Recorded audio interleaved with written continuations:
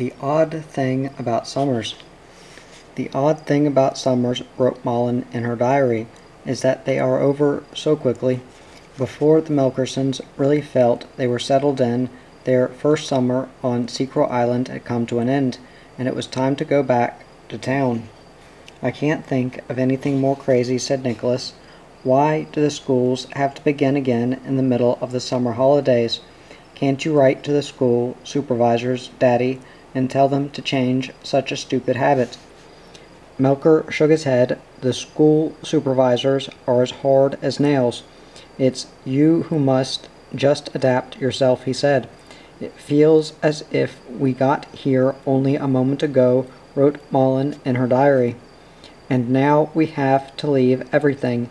It seems very hard. Pele must leave his rabbit and his strawberry patches, Johann and Nicholas, their huts and fishing rods, their swimming and their sunken wrecks, Daddy his bay in the dawn light and his carpenter's cottage. As for me, what have I to leave? My summer meadows, my apple trees, my mushroom patches, my woodland paths." And the silent evenings. No more sitting on the steps of Carpenter's cottage watching the path of moonlight across the dark bay. No more swims beneath a night sky bright with stars. No more nights in my attic room lulled to sleep with the cradle song of the waves in my ears. It will be hard, and the people here who have been our friends, we must leave them too. How I shall miss them. But we are going to have a farewell party. Daddy decided that, and I have been spending my days thinking out the menu. We will have a mushroom omelette and delicious little rissoles and a cream cake with our coffee. Melker was delighted with his party. He wanted to finish with fireworks, which he said would be the high spot of the summer. But Malin would not have it, for she remembered the time when Melker had set off all the firecrackers at the same moment. "Yes, the high spot of the summer. I can well believe that," said Malin, "but there are going to be no fireworks here until the last ones have been completely forgotten." She said that cream cake was a much more soothing finish, and they ate it out in the garden on a warm August evening, with the bay as bright and smooth as a mirror. "Everything more summery than ever," said Nicholas. Pele, Jorvin, and Steina sat on the steps of Carpenter's cottage, and Malin allowed them as much cream cake as they could possibly eat. Pele enjoyed himself, but he, like Melker, considered that fireworks would have been more fun. "Yes, but what if you had seen Daddy explode and go sailing away over the bay with his hair on fire," said Malin. "And anyway, wasn't the cake good?" "Malin, do you know what?" said Jorvin. "It's so fantastically good that you have to smack your lips when you eat it." "Goodness," said Malin, "I would have been quite happy just to hear that it was good, but that would have sounded as if we were talking about ordinary bread," objected Jorvin. Soderman drank 3 cups of coffee, although he knew it was not good for his stomach, but he needed something to comfort him, he said, now that Malin was going away for a bit. "Yes, if it would help I would have a whole bathtub full," said Bjorn, holding out his cup to Malin. His eyes were gloomy, and she tried not to look at him. "With most summer visitors," said Niece, "it's generally fun when they come and when they go, particularly when they go. But Carpenter's cottage without the Melkersons will really seem empty." "I know you will be coming back next summer," said Marta. It was then that Melker had his bright idea. "Why couldn't we come to Carpenter's cottage for Christmas? Ha ha, who is the world's greatest idea man? Melker Melkerson. I've taken the cottage for the whole year for safety's sake." There was a shout of joy from the children, and Malin turned eagerly to Marta and Niece. "Would that be possible? Could we live in Carpenter's cottage in the middle of the cold winter? If we begin to light the fires in the middle of October, it will be all right," said Niece.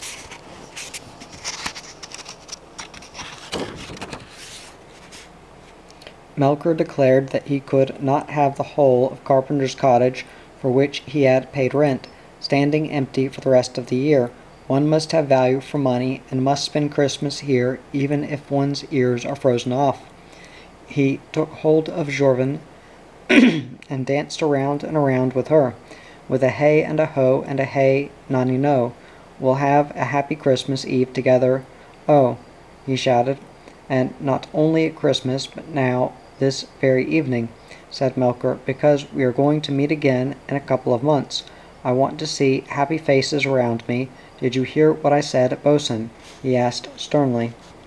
Because Bosun lay looking sadder than ever. Mullen, give him a piece of the cake and see if that helps, said Melcher. Bosun ate the cream cake, but it had no effect on his sad face. Although he thinks it's fantastically good anyhow. I know that, said Jorvin. Pele sat on the steps with his head in his hands. He felt as gloomy as Bosun looked. Everything came to an end, cream cakes and summers, and perhaps life itself for all he knew. But, strangely enough,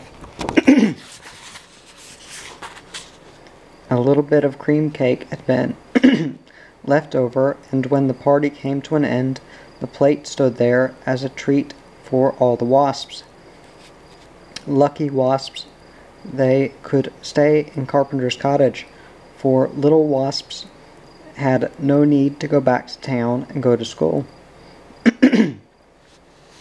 However, they did not get their cake. Jorvin had discovered it, and she immediately shooed away the wasps. She had eaten 3 pieces of cake already, but this one looked better than any of the others, with its little pink marzipan rose on the top, and Jorvin wanted it. She looked around to see if Mullen was there, because she was not used to taking things without permission, but Mullen had disappeared with Bjorn, and Uncle Melcher was nowhere to be seen either. In fact, there was absolutely no one to ask, and at any moment someone else might come and see the cake and want it too. So she must act fast, and Jorvin put her hands together and prayed, "Dear God, may I take the piece of cake?" And she answered herself with the deepest bass voice she could muster, "Yes, you may." And then the cake was finished, and the party was over. The summer was over too, wasn't it? No, the summer was not over just because the Melchersons had left the island. Warm September days came with the humming of wasps and the fluttering of butterflies. Quiet October days came as clear as crystal. The boat-houses down on the jetties mirrored themselves in water so still that it was almost impossible to know what was the actual thing and what was the mirror picture. But Jorvin knew, and she explained it to Bosun. What you see upside down are boathouses too, but they belong to mermaids, you see, and they swim in and out, playing together the whole day. Jorvin played hide-and-seek with Bosun in the boathouses that were not upside down. She would have been very lonely without him, with Teddy and Freddie at school every day, and with Pele and Stina far away in distant Stockholm, where she herself had never been and which she knew nothing about. But she had Bosun, and she filled her days with the solitary child's strange, wonderful games. She did not feel lonely.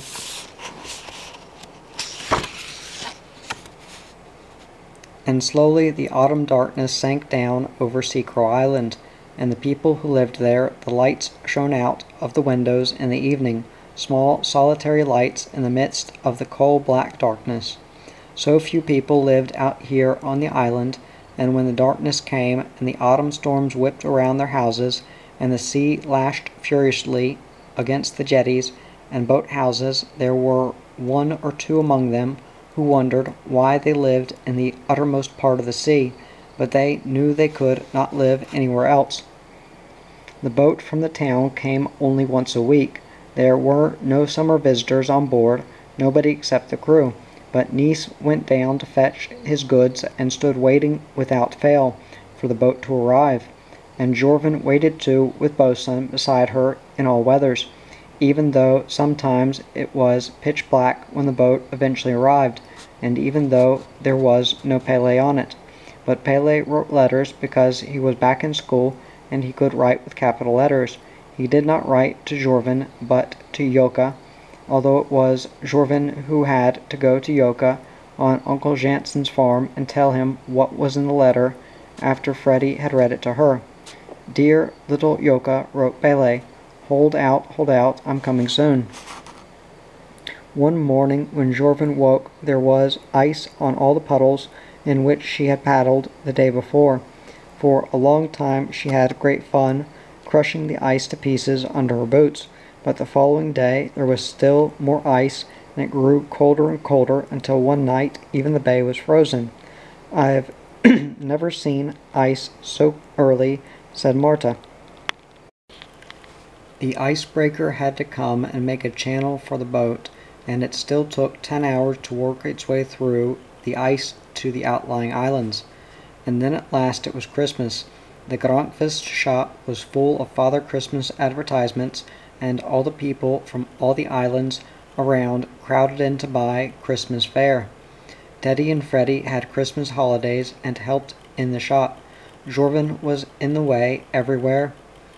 "Only a few days now to Christmas Eve," she said, "and I can't waggle my ears yet." She saw a lot of soldermen at this time, and he had told her that Father Christmas particularly liked people who could waggle their ears, because it looked friendly, so soldermen claimed. He was able to do it, but he was going to Stockholm to spend Christmas with Stina, and who would be left to waggle their ears in a friendly manner at Father Christmas, out here on Seacrow Island? "It will have to be you, Jorvin," said Soderman, and Jorvin practiced patiently and perseveringly. These days before Christmas, the steamer Seacrow I came through the ice channel with the Melkerson family on board.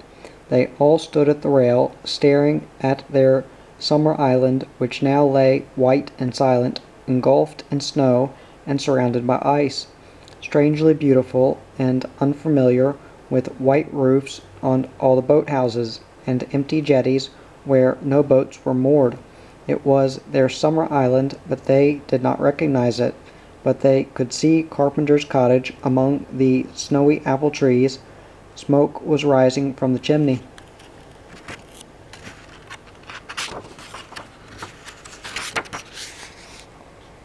And Melker had tears in his eyes. "It feels like coming home, at any rate," he said.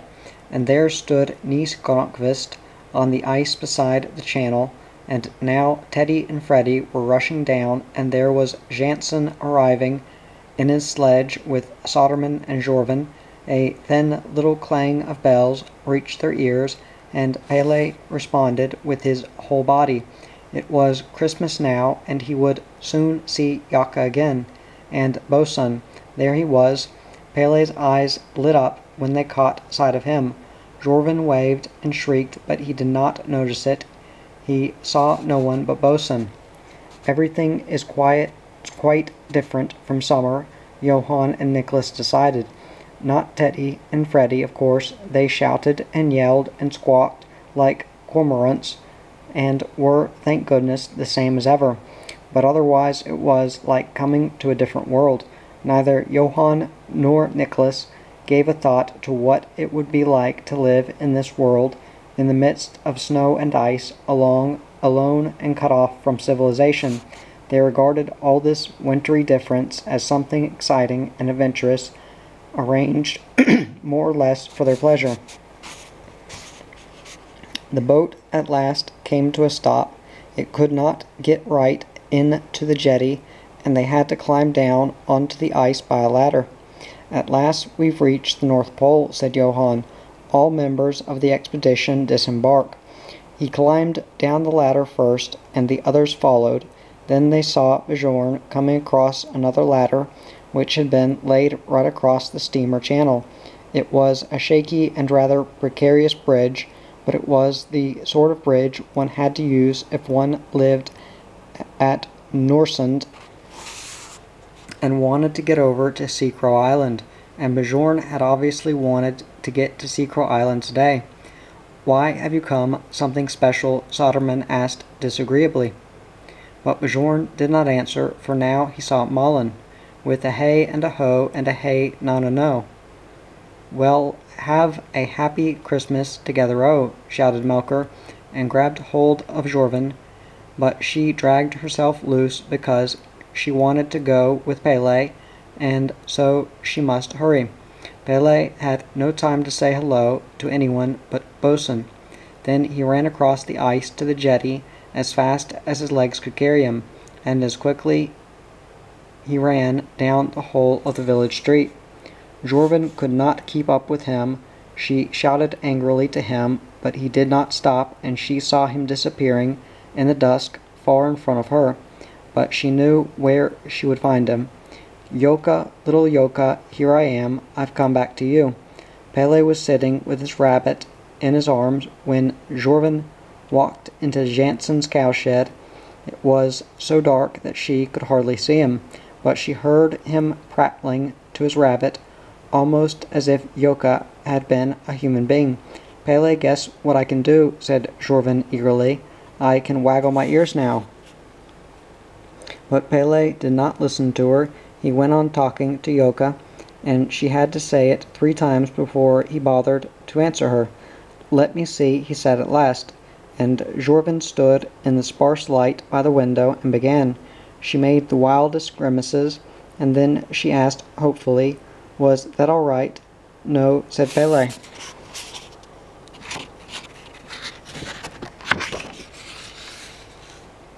He did not understand why it was important to waggle one's ears, but Jorvin explained to him how much Father Christmas liked people who could.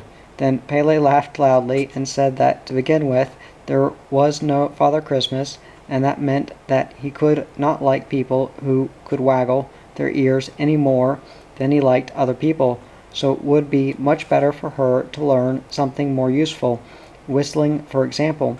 Pele could whistle, and with Yoka tenderly clasped in his arms, he whistled, Good King Wenceslas, to him and to Jorvin, too, if she cared to listen. Pele did not know what he was doing when he said his piece about Father Christmas. Jorvin's childish belief was dealt a tremendous blow. Could it be true that there was no Father Christmas? As Christmas Eve approached, she became more and more afraid that Pele might be right, and by the time she sat at breakfast on Christmas Eve, eating her morning porridge, her disbelief and despair had gone so far that she had more or less lost faith in Father Christmas. It was no fun at all. What sort of Christmas Eve was this going to be? No Father Christmas, and besides that, porridge for breakfast. She pushed her plate away from her in disgust. Eat up, little Bumble, said her mother kindly. She did not understand why Jorvin was so gloomy. It was this sort of porridge that Father Christmas liked best, she assured her. Then he can have mine, said Jorvin miserably. She was furious at that old Father Christmas, who half did not exist, and half wanted you to eat porridge and waggle your ears, and she said crossly, eating and believing in Father Christmas seemed to be the only thing a kid is supposed to do. Nice realized that something was wrong. He almost always understood when things were wrong with Jorvin, and could work out the reason, and when Jorvin looked him straight in the eyes and asked, Is there a Father Christmas or isn't there? He knew that all the enchantment of her Christmas Eve would disappear if he answered, No, he doesn't exist.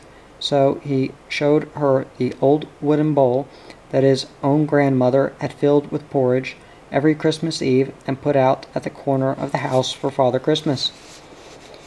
What if we did that too, said Niece. Shall we put your porridge here in the bowl and put it out for Father Christmas? Jorvin brightened as if a candle had been lit within her. Of course there was a Father Christmas if Thaddeus' grandmother had believed in him. And how delightful that he really did exist and came creeping around the house on Christmas Eve. It was a good thing, too, that he liked porridge, so that you didn't have to eat it yourself. Everything was all right now, and she would tell Pele. She did not meet him until it was getting dark. when they all stood together down on the icy jetty of Carpenter's cottage, and watched Father Christmas' sledge appearing from out on the ice. He had a torch to light his way, and looked just as Father Christmas should look. He had Jansen's horse and sledge. Jorvin could see that, but of course Father Christmas had to borrow a horse when he had so many Christmas presents to carry. Even Pele was struck dumb. His eyes grew larger,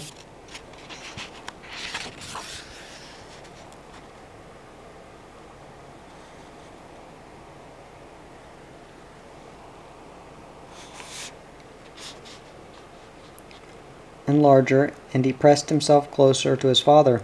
Father Christmas threw 2 sacks of presents onto the jetty, one for the Melkersons and one for the Gronkvists. It was all done as quickly as when the crew aboard the steamer threw goods ashore, and then the sledge disappeared in the darkness. Pele stood wondering whether there actually was a Father Christmas after all, and then he saw Johann laugh and wink at Nicholas, and he became almost angry. Did they really think that he was just a baby and that they could make him think whatever they liked? But whether or not there was a Father Christmas, it was great fun to stand here in the darkness and hear the sledge bells and see the light from the torch disappearing out in the bay, and have a whole sackful of Christmas presents besides. In fact, it was wonderful to be Pele during these winter days on Seacrow Island.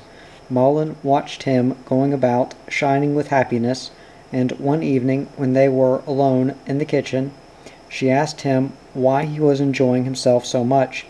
Pele crept up onto the kitchen sofa and thought for a moment, and then he told Malin what was such fun.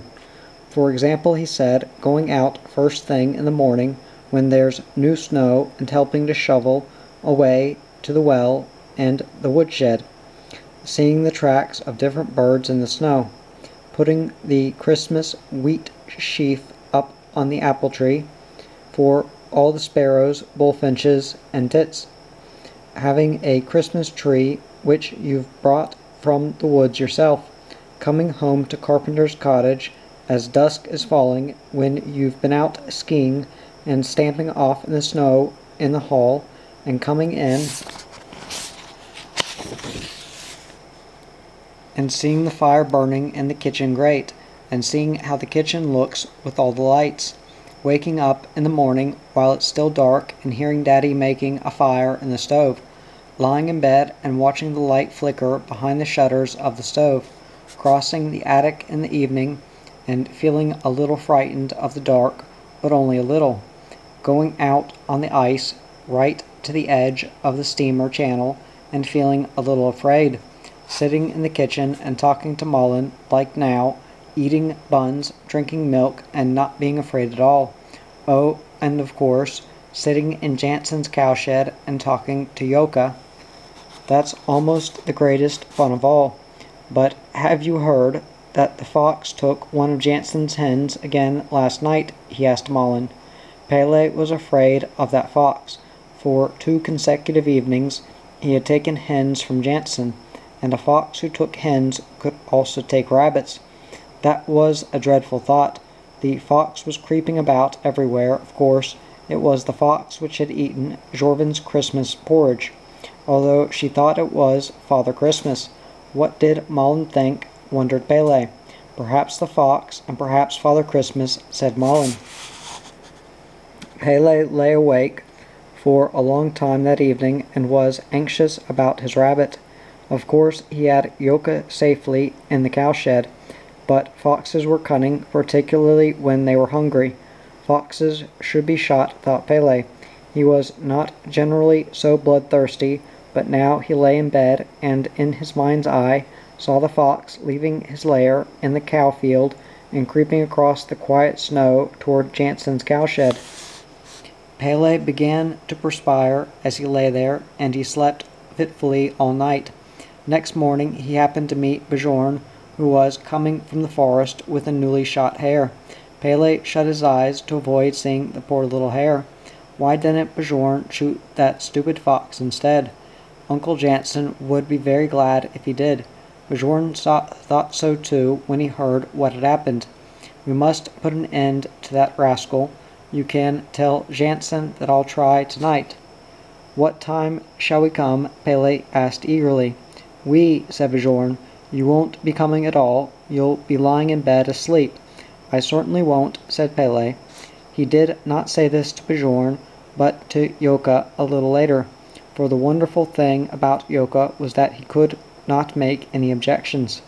Don't be afraid if you hear a shot tonight, said Pele, because I'll be with you and you can be sure of that. And he was, but he had very nearly broken his promise to Yoka. He had lain blinking his eyes to keep himself awake until Johann and Nicholas had gone to sleep, and then he had crept out through the kitchen door, with Daddy and Malin sitting in front of the fire in the sitting room, with the door open to the kitchen. It was a miracle that they had not heard him.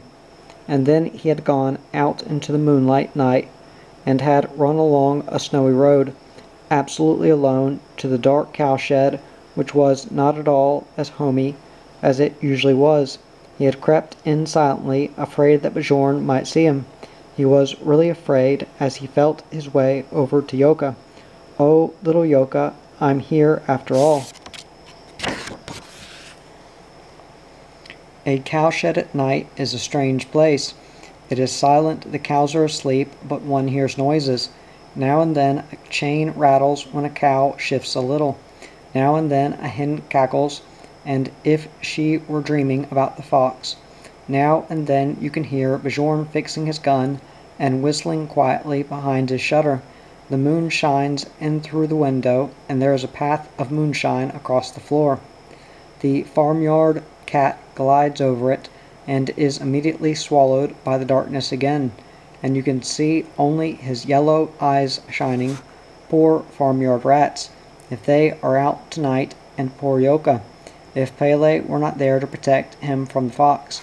He presses Yoka close to him, and enjoys feeling how soft and warm he is, wondering how long it will take. Perhaps just now, at this very moment, the fox is creeping across the snow toward Jansen's farmyard. At any rate, it is just now, at this very moment, that Melker goes up to tuck in his boys. In Pele's bed he finds no Pele, but a piece of paper and a message written in large capital letters. I am out shooting foxes for Jansen. Melker took the paper down to Malin. What do you think about this? Can Pele be out shooting foxes for Jansen in the middle of the night? No, certainly not, said Malin firmly. You get sleepy sitting in a cowshed with a warm rabbit in your arms. Pele was just about to fall asleep when suddenly he started.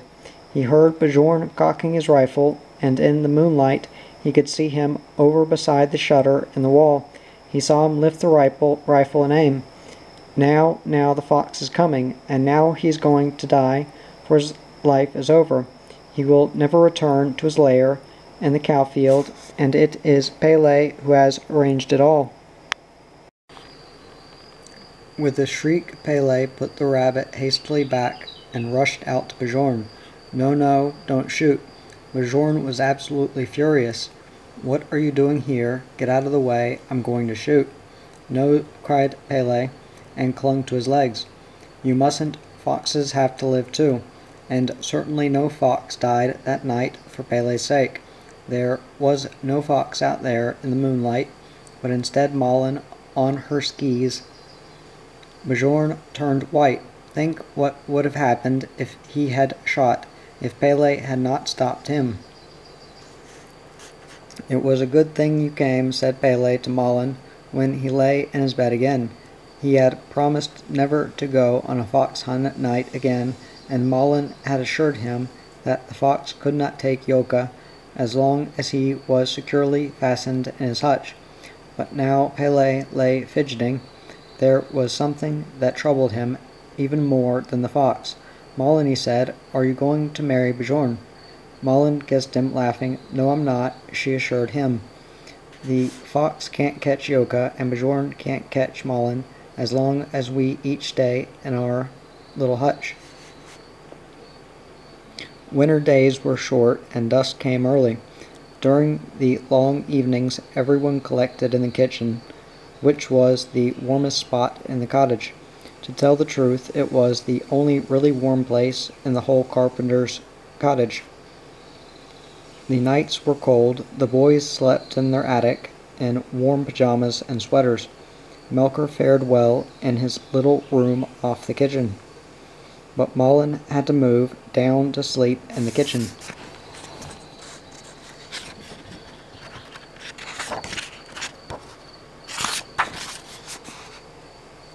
Two attics needing fires will not do, said Mullen, and she enjoyed herself on her kitchen sofa. The only drawback is that one never gets to bed early in the evenings, she said, because everyone is cluttering up the kitchen. Niece and Marta came there for an evening cup of coffee and a chat. Teddy and Freddie sat there playing casino with Johann and Nicholas. Jorvin and Pele drew and played. Bosun lay in a corner and slept.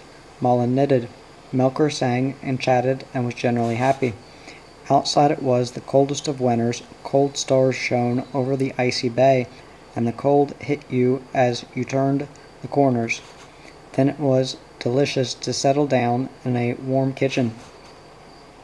Pele beamed and filled the stove with wood. This was all just as it should be, with everyone sitting together, warm and cozy, singing and talking, until at last he grew so sleepy that he heard everything in a kind of hum and tottered to bed. Otherwise Pele spent most of his time in Jansen's cowshed, not only with Yoka. He helped Uncle Jansen to clean it out, and he came home smelling so strongly of cowshed that no one could go near him.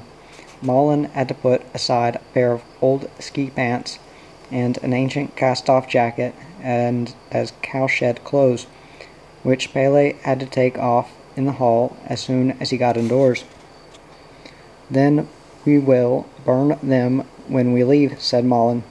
No, I'll take them with me to town, said Pele, with unexpected fervor. Mullen was about to destroy something that he had thought out, and a little shyly he explained to her what it was.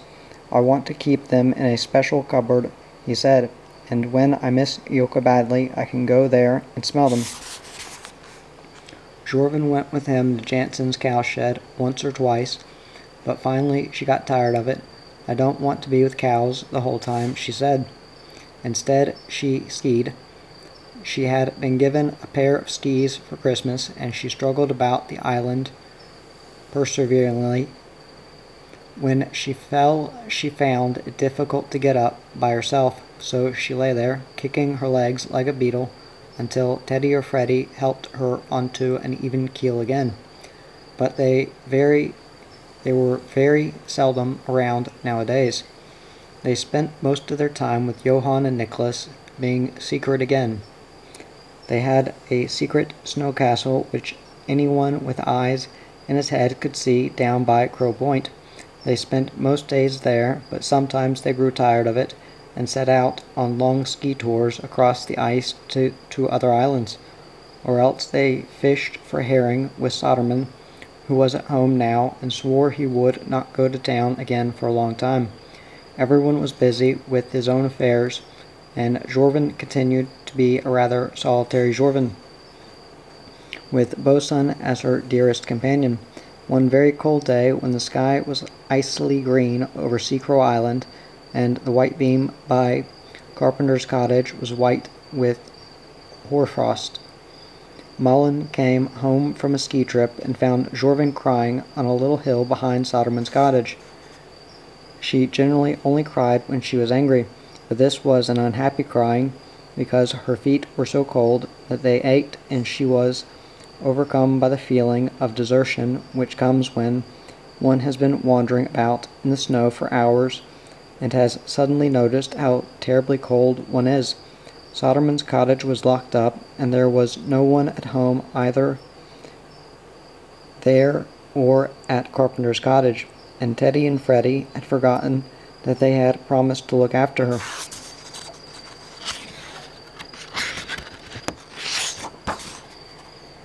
While Mummy and Daddy were in Nortage. So when she saw Malin, the tears, which till then had only been a lump in her throat, suddenly welled out of her eyes. Malin picked her up and carried her home to Carpenter's cottage, and sang to her as she carried her. And when they arrived in the kitchen of Carpenter's cottage, Malin did something very strange, something fantastically strange, thought Shorven. But you can't undress and go to bed in the middle of the day, said Shorven. Yes, you can, especially when little children have to have their toes warmed. It's the best way, Malin declared. They both lay comfortably on Malin's sofa, and it was warm, like heaven for anyone who had been wandering about in the snow for 4 hours. Shorven's eyes began to shine. Can you feel my toes? She asked, and Malin assured her, with a shiver, that she could, for they were certainly the coldest child's toes that had ever been thawed out on this kitchen sofa. Shorven could not get over her surprise at Malin's strange behavior. Now and then she laughed, as she thought that it was quite unlike anything else she had ever done.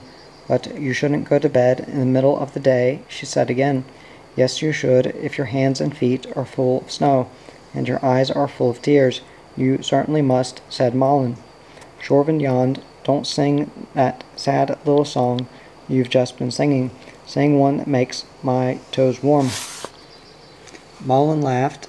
From where she lay she could see the frost flowers on the windows and the pale winter sun, which shone so coldly through the branches of the white beam, and which would so soon go down and leave Seacrow Island in the darkness and creaking cold. To be sure, they needed song that would make their toes warm. So she began. Gently blows the summer breeze, the cuckoo calls among the trees. And then she stopped, for she felt a violent longing for summer, so violent that she could not go on. But she did not need to, because Shorven was asleep.